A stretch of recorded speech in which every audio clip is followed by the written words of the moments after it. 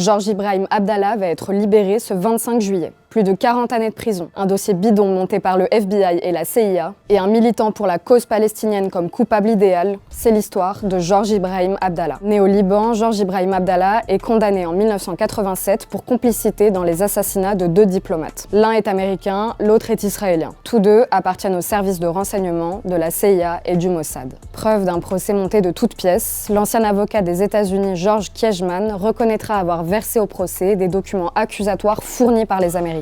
Un an plus tôt, la France est endeuillée par les attentats de 1986 qui ont fait 11 morts et près de 200 blessés à Paris. Le ministre de l'Intérieur Charles Pasqua et son ministre délégué à la sécurité Robert Pandro attribuent ces attaques aux fractions armées révolutionnaires libanaises dont fait partie Georges Ibrahim Abdallah. Il devient l'ennemi public numéro 1. Quelques semaines plus tard, le véritable auteur sera arrêté. Robert Pandro et d'autres personnalités politiques se déclarent favorables à la libération du militant pro-palestinien. Pourtant, Georges Ibrahim Abdallah reste derrière les barreaux, alors même qu'il est libérable selon le droit français depuis 1999. Depuis, 11 demandes de remise en liberté ont été déposées. Toutes ont été refusées sous pression des États-Unis et d'Israël. En 2021, la CEDH estime qu'il doit être libéré car les peines de réclusion à vie avec possibilité de libération conditionnelle seulement après 40 ans d'incarcération sont incompatibles avec la Convention européenne des droits de l'homme. Dans quelques jours, Georges Ibrahim Abdallah va être libéré, mettant fin à l'une des plus longues injustices de notre époque.